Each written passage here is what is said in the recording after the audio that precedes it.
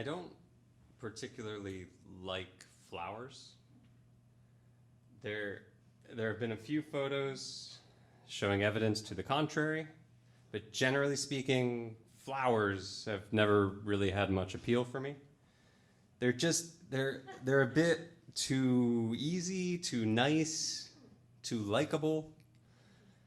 And at my first farming job, we grew 8 acres of vegetables, and we ate said vegetables. They were fresh, they were delicious, they served a purpose.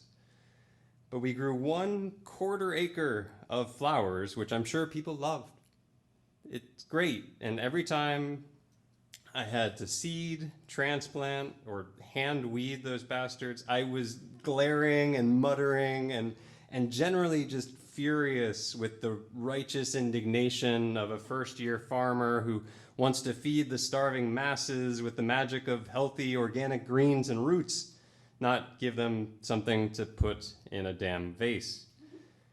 And then the farmer I was working for taught me how to drive a tractor and how to use my first tractor attachment called a disc harrow, an implement made specifically for killing plants. And because I was new, I wasn't allowed to use it on the longer beds or the more important plantings. I needed some practice first. And thus began my happiest afternoon in my entire farming career, because the flower patch was done for the season. So I spent hours on that tractor, just gleefully riding back and forth, and with each pass, just slicing down stalks of sunflowers and zinnias and yarrow and other varieties, which I'd purposely forgotten the names to, just grinding the petals back into the earth for the worms to enjoy, turning all those colors into a beautiful, fertile soil. It was glorious. I'm not as vehemently anti-flower as I was a dozen years ago. Sometimes I do forget to properly water them because they're basically weeds. And at this point, I'll just say I'm fairly indifferent to flowers.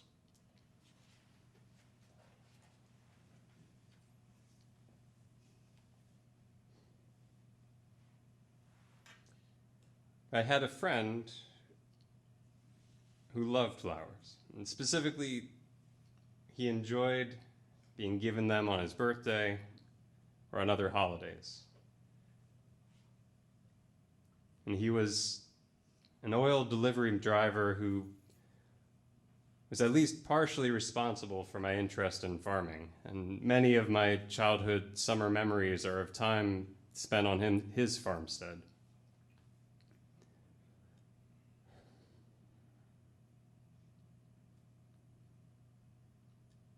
And when he died at the very beginning of 2020, it was the first major death in the inner circle of our family, and it was sudden and it was unexpected, and I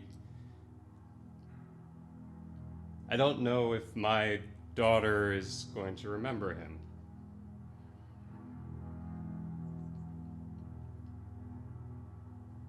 And while the loss was painful to me, it absolutely devastated some of the people I care most about in this world.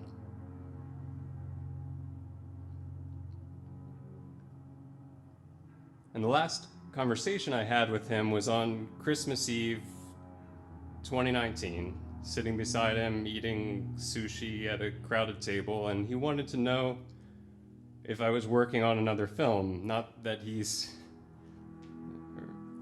a big art house film fan, but he knew that I hadn't been able to make one in nearly a decade, and he knew it was something that meant a lot to me.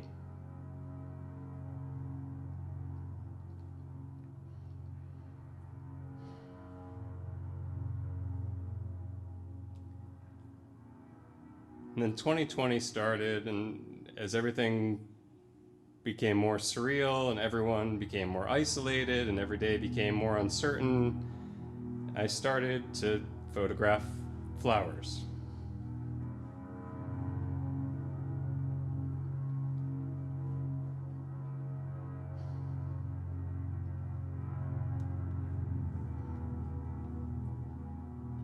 And around the same time, Alex sent me a song called Desert Piano. And it includes a field recording of a piano that he and his friends found in the desert. And there's this abrupt switch in tone when the piano comes in, and that audio shift made me think of displaced objects and the sense of detachment after a loss. Like shooting a photograph of a flower in black and white when its most defining characteristic is its brilliant color.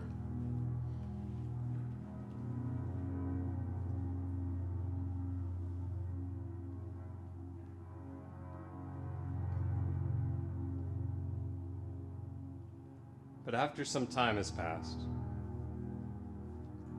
we reposition, redefine, reattach,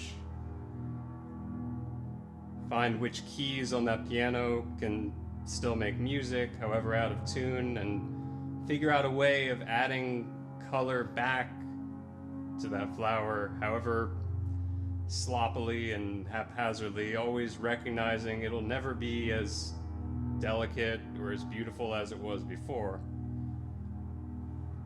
but striving to create something worthwhile, something to define and redefine the emotions. Something that he would have wanted to talk with me about after watching.